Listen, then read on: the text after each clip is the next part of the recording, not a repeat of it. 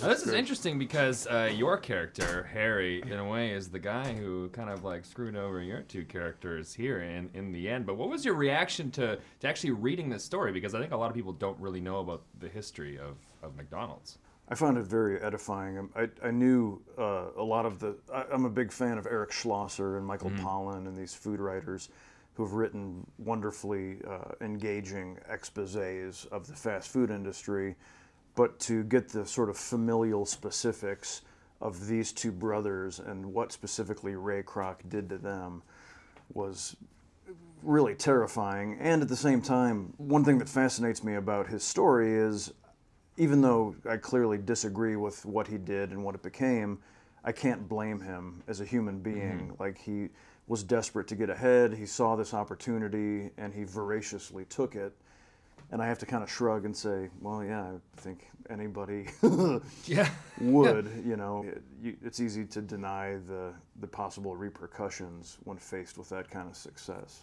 Yeah, I didn't know the story as well, but I had heard about the brothers before. I can't remember whether I'd seen a documentary or about the growth of the McDonald's Corporation. But one of the things that it does, the screenplay does, is it takes this story of a business relationship and this marrying of two business ideas and business models that creates this massive company, but it also puts a human face on it, both in terms of what it did for Ray Kroc's life, and also what it does for the brothers, and in some ways what it does for your character as well, because what happens to him, although we don't cover it in the overall story, I thought it was really interesting at the end that you discover that he didn't really get what we expected out of it either. Right. Ray Kroc sort of uses everyone in the end in this story, but look what he did. So I think that's what's so complicated and why you can have different emotions watching the movie, because it is thrilling to see someone have a vision that's so big 100%. And so correct, but he had to take,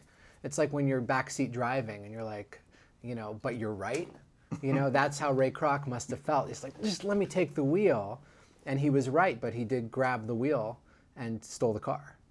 Yeah, pushed everybody out of the car. And the beautiful bit of irony, I think, in this film is the fact that the McDonald brothers, one of their first ventures was in the entertainment industry, in the theater industry. I believe they tried to open a theater and the Depression hit. But here we are years later that it may be that same industry that actually brings them justice and kind of redeems them a little bit. I love that they were trying to get involved in the business to start with, in any capacity they could. They had this dream that they could be something in this business, in the film business, and I think it is great that the movies will be an opportunity to show a mass audience their story, which is great. They'd be very happy with it, I think. I think so. I am charmed by the fact that they specifically used to haul around the huge spotlights for movie premieres. Which will be tonight. Which, yes. Incredible. And growing up in a farm family, I always thought I would have a life in transportation myself. And so I find that very charismatic as a beginning. We'd make a couple decent truck drivers. We should probably go down there and set those lights then. We should. Well, I gotta ask, because the statistics are that 1 in 8 Americans actually has worked at a McDonald's, just based on the number of people that has actually worked at a McDonald's restaurant in history. So if any of you worked, because you think there's enough people in this room, one of us has maybe done it. No McDonald's jobs in your past? What was your first job? I worked at a restaurant, but it was not a McDonald's. Okay. But it was trying to be McDonald's. It was a chain that made it to like 3, which is kind of embarrassing. Like, you have 1 or you have a lot. When you have 3 and then 2 and then 1, you're going the wrong direction. Yeah. The exact opposite of what happened in The Founder, I guess. Yeah. Yes.